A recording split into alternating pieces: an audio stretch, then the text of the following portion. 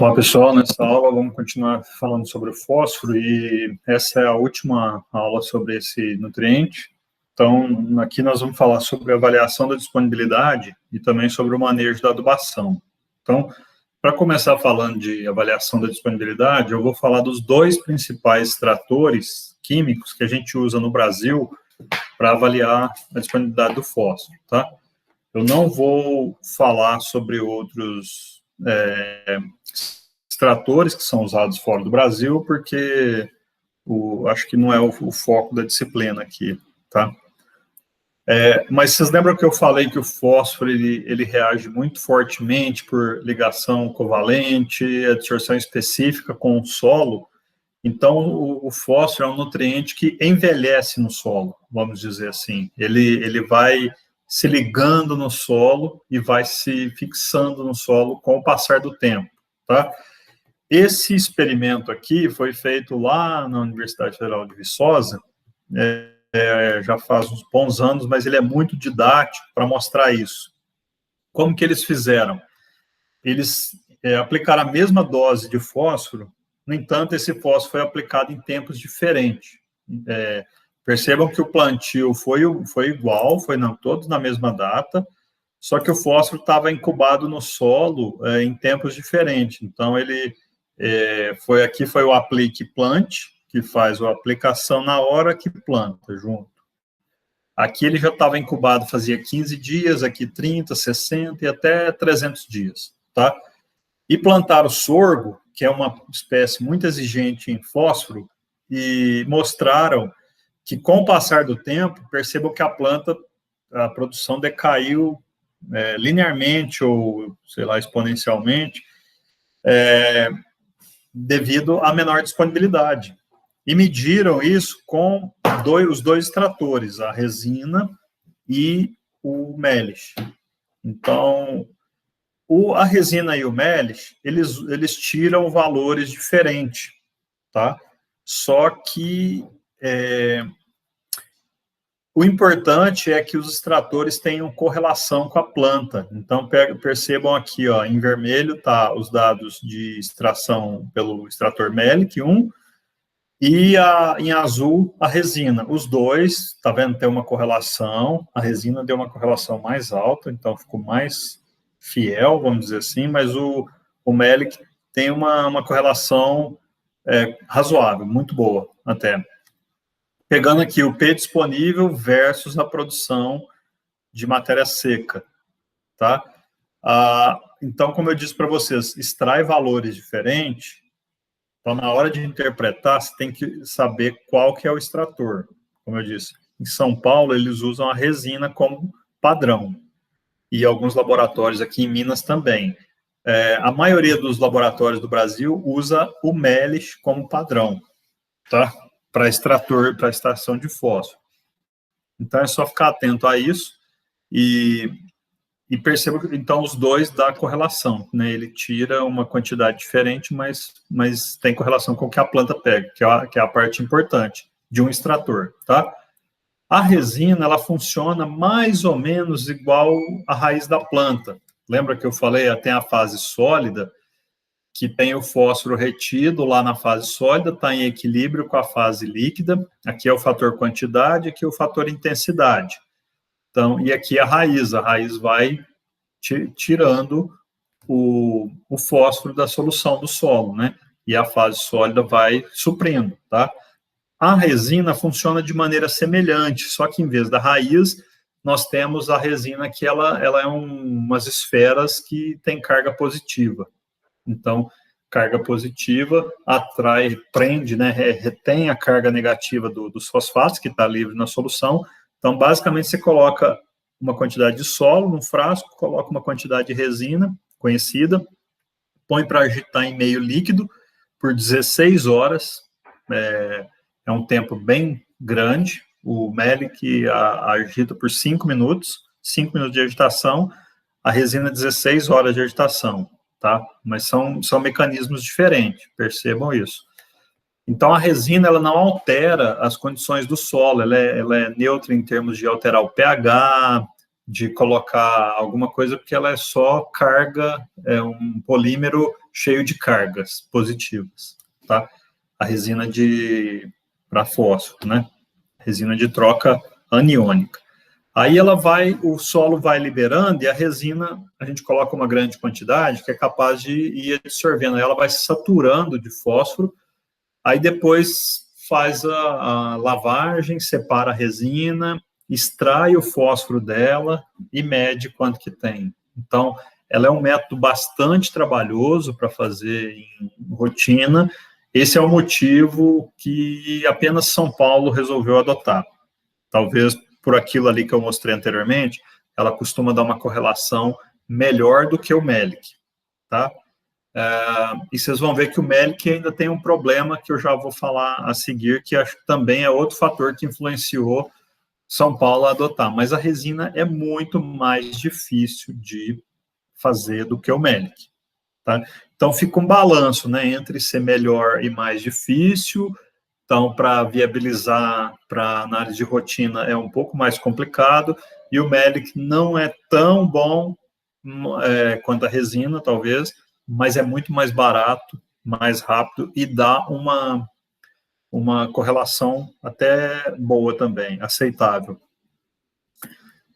O MELIC, diferentemente da resina, ele é um extrator químico. A resina, como eu disse, ela é só aquelas esferinhas, não altera a composição do solo. O MELIC, como ele é uma mistura de ácido clorídrico e sulfúrico, bem diluídos em água, dá um pH de 1,2 a 1,5, mais ou menos. E a extração, como vocês sabem, esses dois ácidos aqui são ácidos fortes, então na água eles se separam completamente. Então a gente tem ali solúvel hidrogênio, cloreto e sulfato. Só o hidrogênio livre e o sulfato tem papel para trocar fósforo, tá? Para extrair fósforo. O cloreto não extrai nada. Então, o hidrogênio, ele dissolve alguns fósforos ligados a cálcio, principalmente, tá? Ele ataca mais, mas ele dissolve outros compostos também de fósforo, ligado a ferro, alumínio, que ainda estão naquela fase de estar disponível ao lábio, que eu falei para vocês anteriormente. O sulfato, ele, por ser ânion, e você joga ele nessa concentração aqui, ele está muito concentrado perto da concentração de fosfato que tem. Então, ele vai como ele tem grande quantidade, ele consegue trocar com o fosfato nos sítios de troca lá. Então, tem algum fosfato ali, chega aquele tanto de sulfato, arranca ele e mede. Aí funciona dessa maneira, solubilização ácida e troca aniônica de fosfato por sulfato, tá? No entanto, solos argilosos, eles têm um alto poder tampão. Vocês lembram o que eu falei do conceito de poder tampão? Então, vocês têm que aprender o que é esse conceito. Se não aprenderam comigo, procura na internet, tira a dúvida, mas é importante vocês aprenderem esse conceito de poder tampão. O poder tampão dos solos argilosos é maior, então ele não deixa muito os mecanismos de ação agir, ou ele neutraliza um pouco, porque, como eu disse, é um extrator ácido, a acidez é importante que ela age. Então, quando o solo tem ele está num pH mais corrigido e ele tem muita argila, ele retém esse hidrogênio e sulfato e deixa eles tirar menos fósforo, tá? Quando comparado, por exemplo, com solo arenoso. Então, comparando dois solos.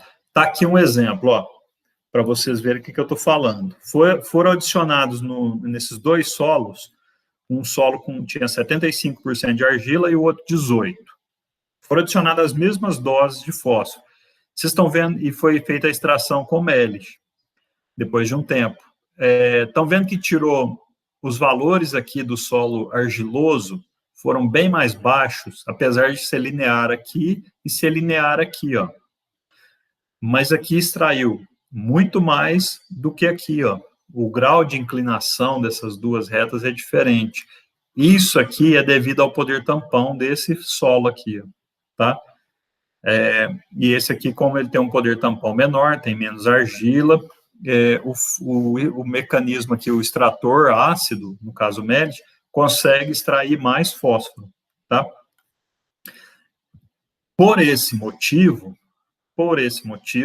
o fósforo na análise de solo por Melick, nós usamos alguma medida do poder tampão do solo, no caso o teor de argila, ou o teor de fósforo remanescente.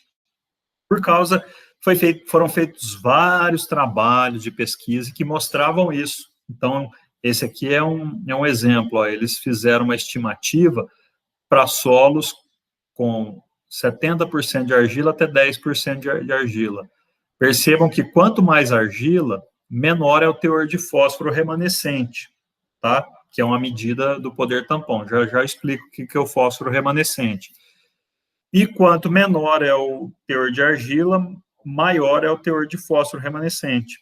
E isso muda o nível crítico. Vocês lembram lá o que é nível crítico, né? Nível crítico de um nutriente é aquele que separa, chega lá no 90% da máxima produção física. Acima do nível crítico, a gente fala que tem baixa possibilidade de resposta à adubação.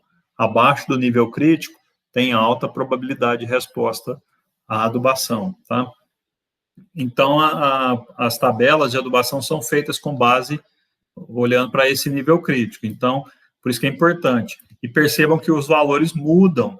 Então, na hora de interpretar o resultado, se eu pegar vamos dizer que eu tinha na minha fazenda lá esses dois solos. Vamos falar que eles eram do mesmo lugar. Eram áreas que tinham um mais argiloso ou mais arenoso, dentro da mesma fazenda. Aqui eram locais diferentes, mas vamos supor que era. Aí você vai pegar no resultado da análise solo, num vai estar um teor mais baixo, no outro vai estar um teor mais alto. Porque esse aqui tem mais areia, menos argila, esse aqui tem mais argila, tá? Só que os dois já estão, digamos, eles vão produzir bem.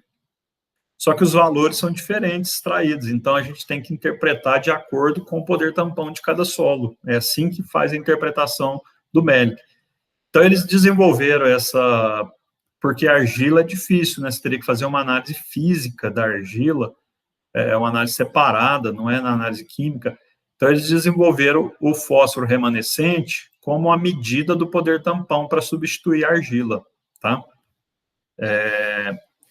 E ele é ao inverso, ó, aí eles fizeram a faixa de 0 a 60, basicamente é colocar 60 miligramas por litro de fósforo no solo, numa solução, aí põe para agitar 5 minutos, filtra e mede o teor de fósforo que sobrou, por isso que chama fósforo remanescente, tá? Depois que você reagiu com o solo, quanto mais argila tem, mais vai chegar próximo de zero, tá? Quanto menos argila tem, mais vai ficar próximo do original, quer dizer que o solo não tira nada daquele fósforo, tá? E a maioria dos solos vai estar nesse intervalo, não vai estar nos dois extremos aqui, a maioria deles vai estar em algum ponto aqui no meio dessa curva, tá?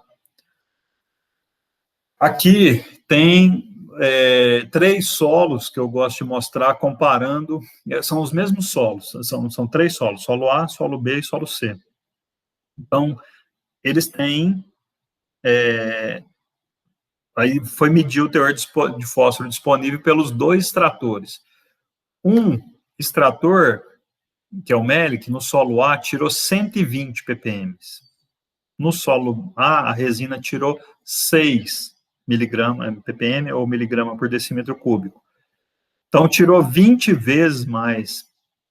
Aí a gente tem que pensar, por que isso acontece?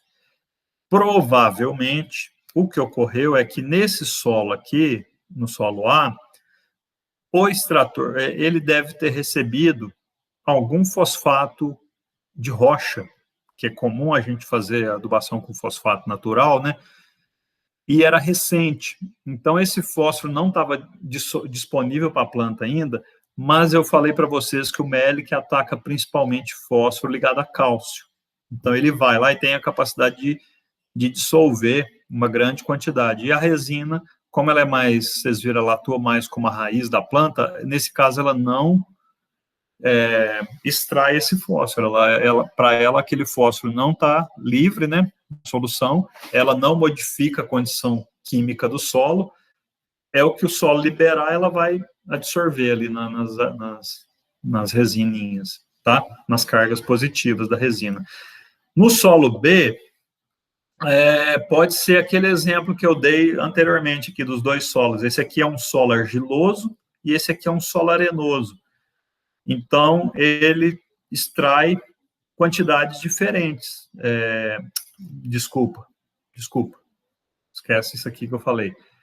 No caso, é o mesmo solo, tá? Não são dois solos, não. É o mesmo solo, dois extratores. Só que vamos dizer que é um solo com maior poder tampão. Lembra que eu falei com maior poder tampão? O Melick extrai menos. Se vocês pegar aquele primeiro slide que eu mostrei do experimento com sorgo, é mais ou menos isso, né? Lembra lá, o fósforo, ele tirava menos e a resina tirava mais fósforo disponível. E os dois tinham correlação com o crescimento da planta de sorgo naquele experimento, tá? E aí é um pouco disso que a gente fala que o Melick sofreu um desgaste pelo solo, coisa que a resina não sofre. E o solo C, provavelmente é um solo que não tem poder tampão, tem baixo fósforo, então tanto a resina quanto o Melick pega a mesma coisa, tá? Porque ele é um solo que não desgasta esse extrator aqui, mas nos dois casos tem baixo teor de fósforo, tá? Extraído então não faz diferença o extrator aqui. Então, a gente, para interpretar, a quinta aproximação trouxe essas tabelas aqui, ó. Um pouco, às vezes, confuso. Você tem que fazer uma tabela de dupla entrada. Você vai ter o valor lá dentro da análise de solo, do fósforo disponível, e você tem que saber qual que é a classe de argila do teu solo.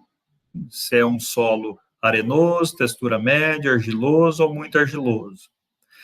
E eu falei, se você não souber isso da argila, você pode usar o Melick, o fósforo remanescente. Desculpa.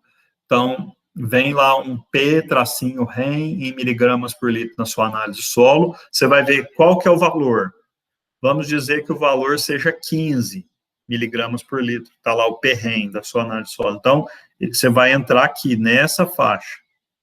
E vamos dizer que o teor disponível seja 10 miligramas lá, pelo Melick.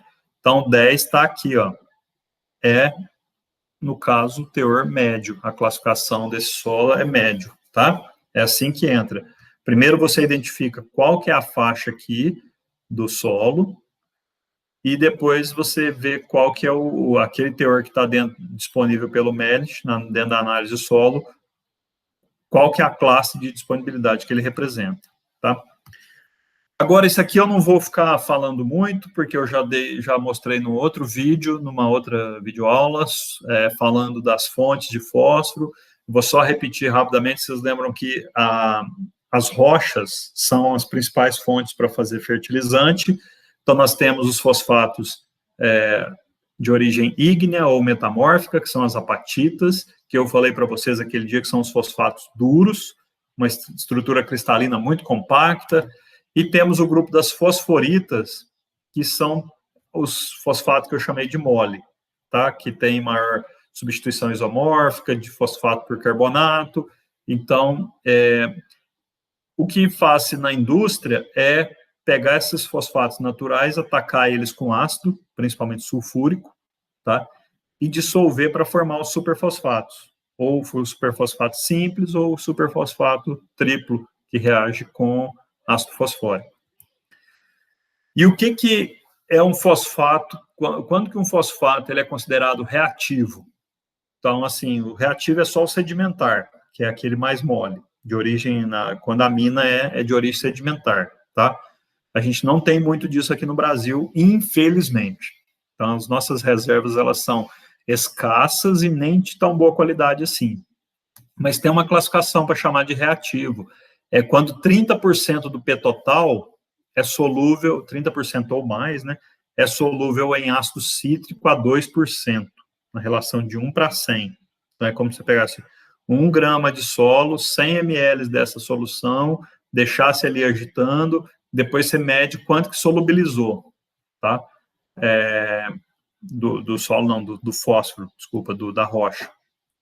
E aí, se der 30% ou mais em ácido cítrico, ou 55% ou mais em ácido fórmico, a 2%. Então, aqui tá alguns exemplos. Isso aqui é o P total. Quantos por cento de P2O5 total tem nesses fosfatos naturais? Não são do Brasil, são do exterior, são de origem sedimentar, todos eles. E pode ver que todos eles têm mais de 30% de solúvel desse total aqui, ó, 35% em relação aos 33%, tá? 58% em relação aos 33%, e assim sucessivamente. Então, todos eles são mais de 30% do total solúvel em ácido cítrico e mais de 50%, 55% solúvel em ácido fórmico, 2%. É essa que diferencia, tá? Aqui nós temos as fontes solúveis de fósforo, como eu disse para vocês, a base também dos fosfatos solúveis é solúvel em citrato neutro de amônio mais água, tá? É a análise. Então, para fosfato reativo é ácido cítrico, é ácido fórmico. Para fósforo solúvel é que a gente chama de CNA mais água, como padrão, tá? Aqui, então, a rocha fosfática atacada com ácido sulfúrico dissolve ela, quando dissolve ela por completo, forma o ácido fosfórico e gesso, tá? Quando ataca ela parcialmente, forma o super simples, que é o fosfato monocálcico e o gesso na massa, que fica tudo junto, não separa. Aqui, nessa de cima, separa. O ácido fosfórico é líquido e a parte sólida que sobra ali é só gesso. Aqui, como é uma dissolução parcial, ele fica altamente solúvel, mas ele ainda continua na forma de fosfato de cálcio. Só que percebam, aqui é um fosfato de cálcio totalmente quase solúvel em água, e é diferente desse aqui, ó. Esse aqui é a rocha, e esse aqui é o fosfato de cálcio solúvel, solubilizado pelo ácido. E sobra uma parte dele que é gesso, que fica junto, tá? Quando ataca a rocha fosfatada lá, a apatita, com o ácido fosfórico, que foi extraído aqui, ó, aí forma o supertriplo, que tem uma concentração de fósforo maior, tá vendo? Aqui tem que ter no mínimo 18, aqui tem que ter no mínimo 44, solúvel em CNA mais água, tá? E quando ataca com hidróxido de amônio, esse ácido fosfórico, nós formamos o MAP, monoamônio fosfato, ou o DAP, que é o diamônio fosfato. São também duas fontes solúveis, muito concentradas, tem uma quantidade boa de nitrogênio, no caso, isso aqui é o MAP, tá? Então, ele tem 52% de fósforo na forma de P2O5 e tem 11% de nitrogênio, até 11% de nitrogênio, tá? É o 115200, que nos formulados a gente chama, tá? Agora, para falar para vocês da solubilização de fósforo, desse fosfato natural no solo, quando a gente usa ele in natura, como eu disse, aquele que vem de origem sedimentar, de origem ígnea ou metamórfica, os fosfatos brasileiros, aqui a maioria deles, não serve para usar direto. Aqui eu estou falando dos fosfatos naturais reativos, que a gente usa direto no solo. Ele precisa de ácido, tá vendo? Para dissolver ácido do solo, acidez do solo. Então, aí ele vai dissolvendo aos poucos, e o que determina se ele vai dissolver mais ou menos, ou mais rápido ou menos rápido, são os drenos para cálcio e para fósforo, porque esses são os produtos da dissolução, né? Cálcio e fosfato. Se a gente tem um dreno, por exemplo, o solo drena, a CTC do solo drena o cálcio. Então, isso é uma coisa boa, porque favorece a dissolução. E aí o fósforo pode ser drenado também pela planta ou pelo solo, tá?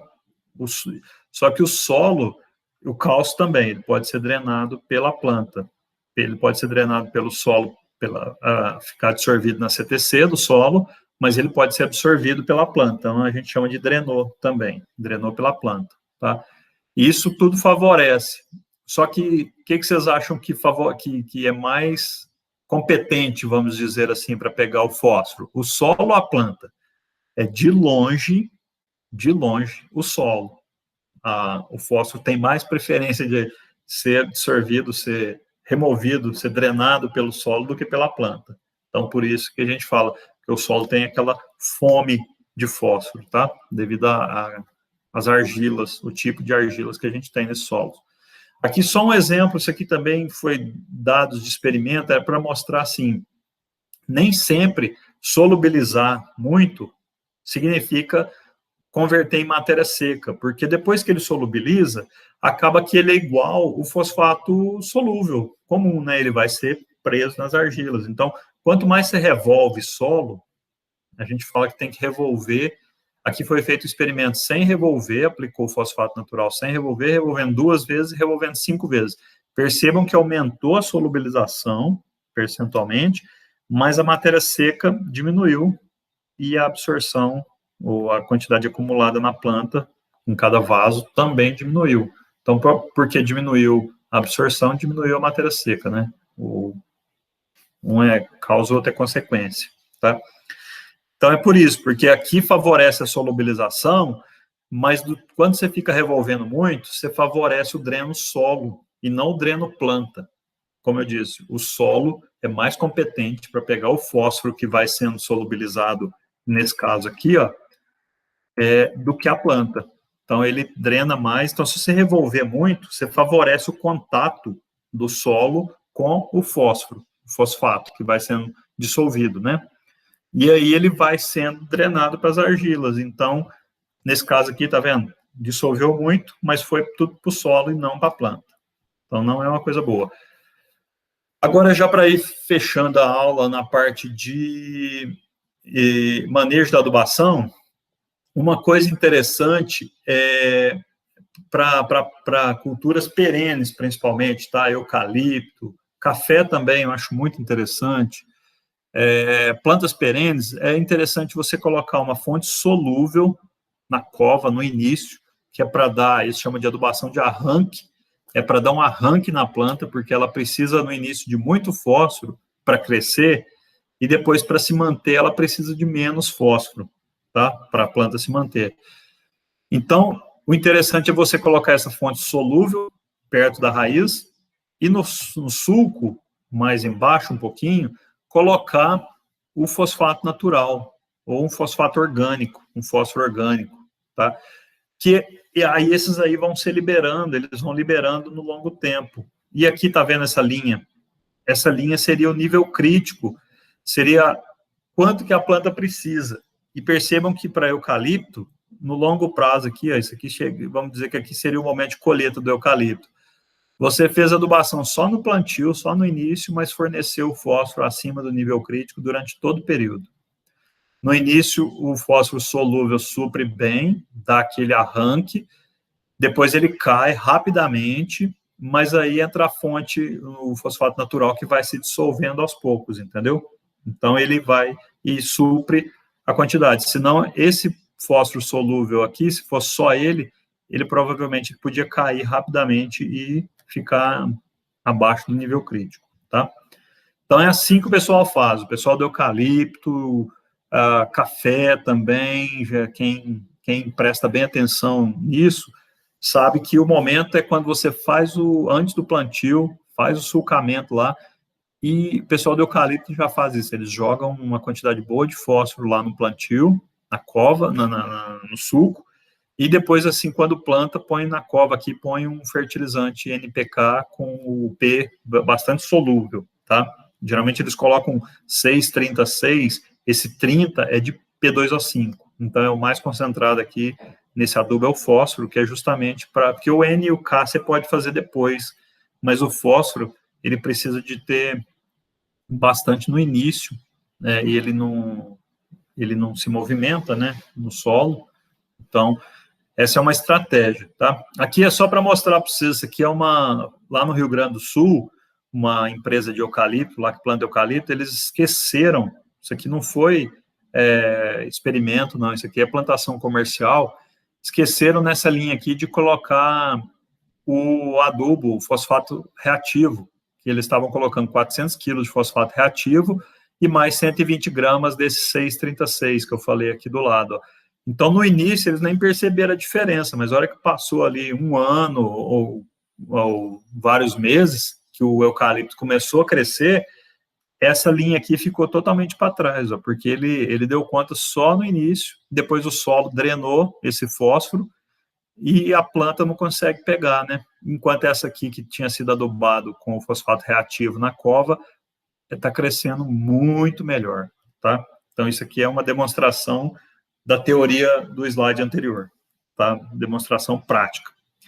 E tem uma discussão se a gente deve aplicar fósforo a lanço ou localizado. Hoje em dia, muita gente quer aplicar o fósforo a lanço antecipado, porque é bom operacionalmente. Isso aqui é muito...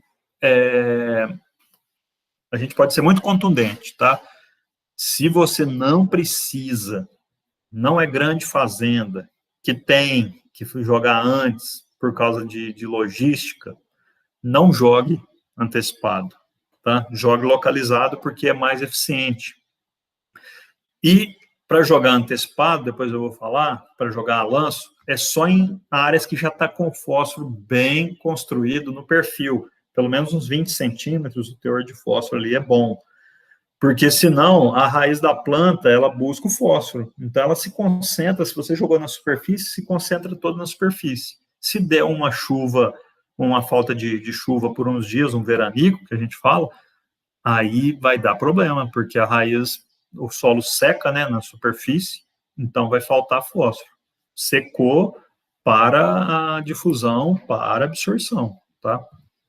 Então, a coisa é assim, quando vai fazer a aplicação a lanço? Em solos de fertilidade construída. O que é solo de fertilidade construída? É cujo teor no solo já está, dos nutrientes, estão acima do nível crítico. Nível crítico, então, é o que eu falei para vocês, é esse valor. Vamos falar, o nível crítico desse solo aqui é 12 miligramas por decímetro cúbico.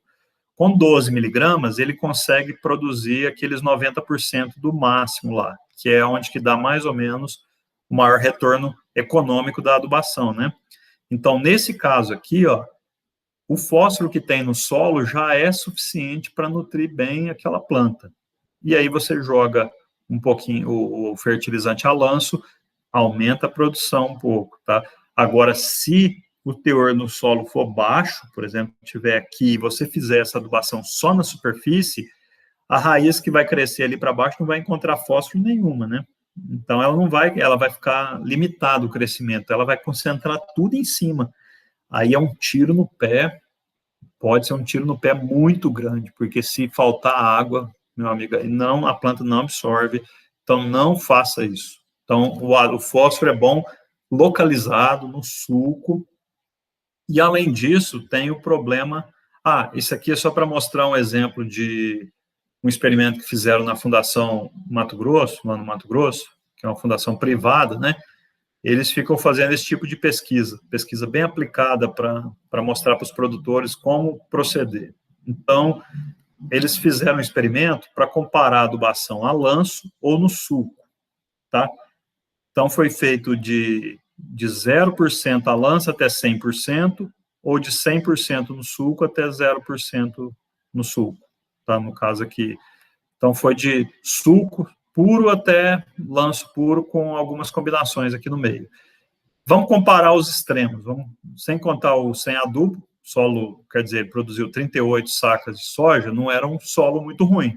Ele já tinha um certo nível porque 38 sacas sem adubar com fósforo já é um solo mais ou menos. Talvez estava até acima do nível crítico.